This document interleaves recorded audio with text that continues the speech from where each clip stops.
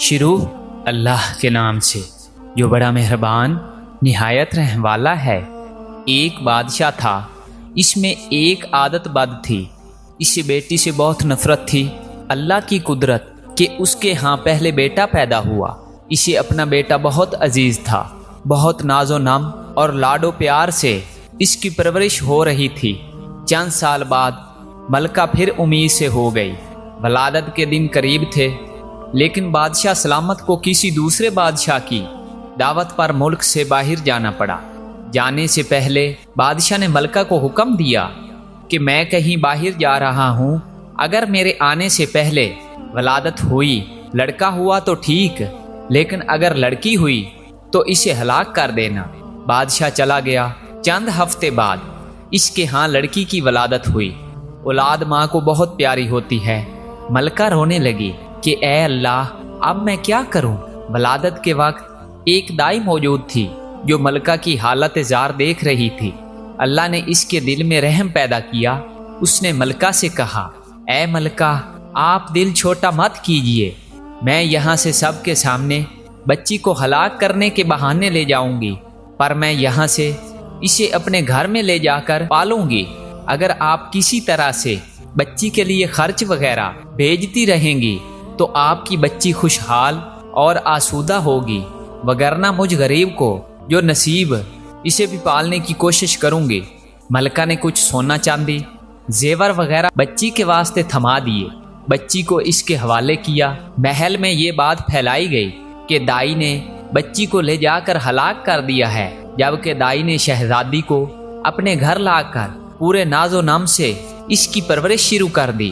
جب بادشاہ اپنے سفر سے واپس آیا تو اسے یہی احوال سنایا گیا کہ آپ کے جانے کے بعد بچی کی ولادت ہوئی اور آپ کے حکم کے موجب اسے ہلاک کر دیا گیا۔ بادشاہ اپنی بد عادتی کے باعث خوش ہوا۔ دائی نے لوگوں کے سامنے شہزادی کو اپنی نوازی ظاہر کیا۔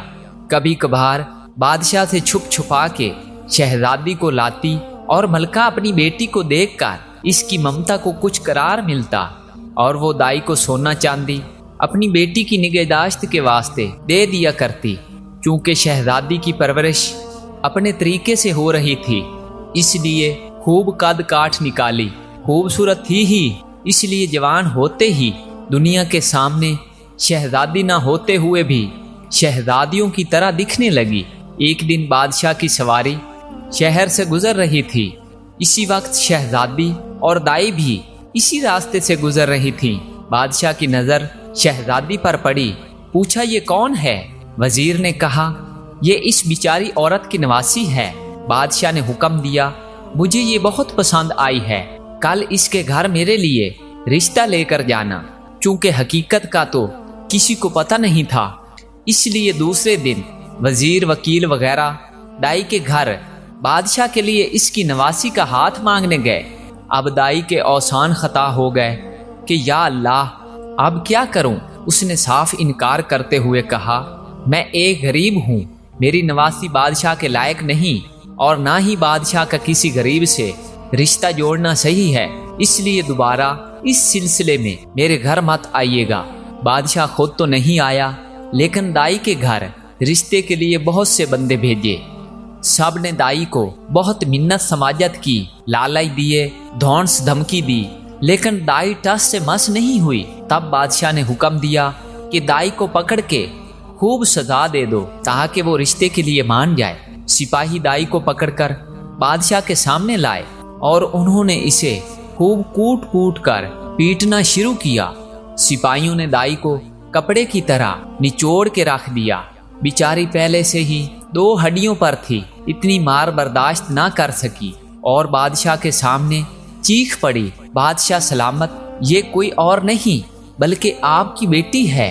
میں نے اسے ہلاک کرنے کے بجائے لے جا کر اپنے گھر میں اس کی پرورش کی ہے۔ اب بادشاہ کو احساس ہوا وہ کیا غلطی کرنے جا رہا تھا۔ خدا نے اسے گناہ عظیم سے بچایا۔ وہ اور زیادہ غصے میں آ گیا۔ اپنے بیٹے یعنی شہزادے کو بلا کر حکم دیا کہ اپنی بہن کو جنگل میں لے جا کر قتل کر دے اور اس کی آنکھیں نکال کر اور گردن کا خون لا کر مجھے دکھا دے تاکہ مجھے یقین ہو جائے۔ شہزادہ پریشان ہوا کہ وہ کیسے اپنے ہاتھوں سے اپنی بہن کو قتل کرے، اس کی آنکھیں نکال لے اور اس کے گردن کا خون لا کر باپ کو دکھا دے۔ اسے کسی صورت پر گوارا نہ تھا، اگرچہ اسے اپنی بہن کے متعلق اب معلوم ہوا، لیکن اسے پتا تھا کہ بادشاہ ہر صورت اپنی بیٹی کو ہلاک کرنا چاہتا ہے۔ اگر اس نے اسے قتل نہیں کیا تو بادشاہ دونوں کو ہلاک کر دے گا۔ مجبور ہو کر اپنی بہن کو ساتھ لے کر جنگل کی طرف پڑا۔ جب دونوں جنگل پہنچ گئے تو بھائی کی محبت بہن کے لیے جوش میں آ گئی۔ بہن سے کہا کہ میں کسی صورت تمہیں اپنے ہاتھوں سے قتل نہیں کر سکتا، میں تمہیں یہیں چھوڑے دیتا ہوں، آگے تمہاری قسمت کہ تمہیں درندے کھا جائیں یا تم بچ کر کہیں اور نکل جاؤ۔ لیکن بہن نے بھائی کا ہاتھ پکڑ کر کہا، نہیں بھائی، تم مجھے قتل کر دو، میری آنکھیں اور خون لے جا کر باپ کو دکھا دو، نہیں تو وہ تمہیں مار دے گا، جو مجھے کسی صورت گوارا نہیں۔ دونوں بھائی بہن ایک دوسرے کے گلے لگ کر رو پڑے۔ آخر کسی طرح بھائی نے بہن کو منا لیا۔ شہزادی آنسو بہاتے ہوئے گھنے جنگل کی طرف جانے لگی۔ آخری بار پلٹ کر بھائی کو دیکھا اور جنگل میں گھس گئی۔ اس کے بعد شہزادے نے ادھر ادھر سے ڈھونڈ کر ایک ہرن کا شکار کیا، اس کے گردن کا خون نکالا اور آنکھیں نکال کر جا کر بادشاہ کو دکھا دی۔ بادشاہ نے آئینہ منگوایا، اس میں ان آنکھوں کو اور اپنی آنکھوں کو غور سے دیکھا۔ جب اس کو یقین ہو گیا کہ آنکھوں کا رنگ ایک ہی ہے، تب اسے تسلی ہوئی۔ ملکہ نے کسی طریقے سے شہزادے کو بلا کر اس سے بیٹی کے متعلق پوچھا۔ شہزادے نے ماں کے سامنے سارا احوال گوش گزار کر دیا۔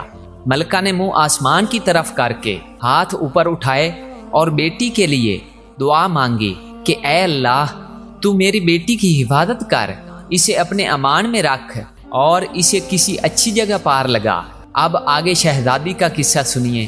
شہزادی جنگل میں رہنے لگی اور بھوک مٹانے کے لیے جنگلی پھل پھول بوٹے کھا کر اپنا وقت گزارنے لگی۔ اس دوران بہت سا وقت گزر گیا۔ جھاڑیوں کانٹوں سے الجھ کر اس کے بوسیدہ کپڑے تار تار ہو گئے۔ آخر کار اس کے بدن پر کوئی کپڑا نہ رہا۔ ایک دن کسی اور ملک کا بادشاہ اپنے لاؤ لشکر کے ساتھ اسی جنگل کے راستے سے گزر رہا تھا۔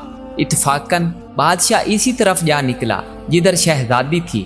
جب شہزادی کی کانوں میں کسی گھوڑے کے قدموں کی آہٹ پڑی تو جلدی جلدی کسی گھنے درخت پہ چڑھ گئی اور اس کے بڑے بڑے پتے توڑ کر اپنی ستر پوشی کر کے چھپ کے بیٹھ گئی۔ بادشاہ بھی آ کے اسی درخت کے نیچے ٹھہر گیا۔ درخت گھنا اور سایہ دار تھا۔ ایک طرف اپنے گھوڑے کو باندھا اور درخت کے سائے میں کپڑا بچھا کر تھوڑی دیر سستانے کی خاطر لیٹ گیا۔ چونکہ اس کا منہ آسمان کی طرف تھا اور وہ اپنے خیالوں میں گم تھا، اس کی نظر درخت کے گھنے پتوں میں پوشیدہ کسی ہیئت پر پڑی۔ وہ اچھل کر کھڑا ہو گیا اور بلند آواز سے کہنے لگا، اے اللہ کی مخلوق، تم کوئی پری ہو، فرشتہ ہو، جن ہو یا کوئی انسان ہو، جو بھی ہو، اپنے آپ کو ظاہر کرو، میں تمہیں کوئی نقصان نہیں پہنچاؤں گا۔ شہزادی نے پکار کر کہا، اے مسافر، میں ایک لاچار لڑکی ہوں، میرے جسم پر کپڑے کے نام پر کچھ بھی نہیں ہے، اگر تم اپنے نیچے بچھے چادر کو میری طرف پھینک دو تاکہ میں اسے ڈھانپ کر نیچے اتروں اور تم سے بات چیت کروں۔ بادشاہ نے اپنے نیچے بچھے کپڑے کو اٹھایا، اس کا گولا سا بنا کر اس کی طرف پھینکا۔ شہزادی نے اس کپڑے سے اپنے جسم کو خوب اچھی طرح ڈھانپا اور کسی نہ کسی طریقے سے درخت سے اتر گئی۔ جب بادشاہ نے شہزادی کو دیکھا تو اس کے حواس گم ہو گئے۔ اس کے پورے ملک میں کوئی اتنی خوبصورت لڑکی نہیں تھی۔ پورے دل و جان سے شہزادی پر فریضہ ہو گیا۔ جھٹ شہزادی سے کہا، میں ایک بادشاہ ہوں، اگر تم برا نہ مانو تو میں تم سے شادی کر کے تمہیں اپنی ملکہ بنانا چاہتا ہوں۔ اندھا کیا چاہے دو آنکھیں۔ شہزادی نے حامی بھری، وہ بھی ایک ایسا بندہ چاہتی تھی جو اسے عزت دے۔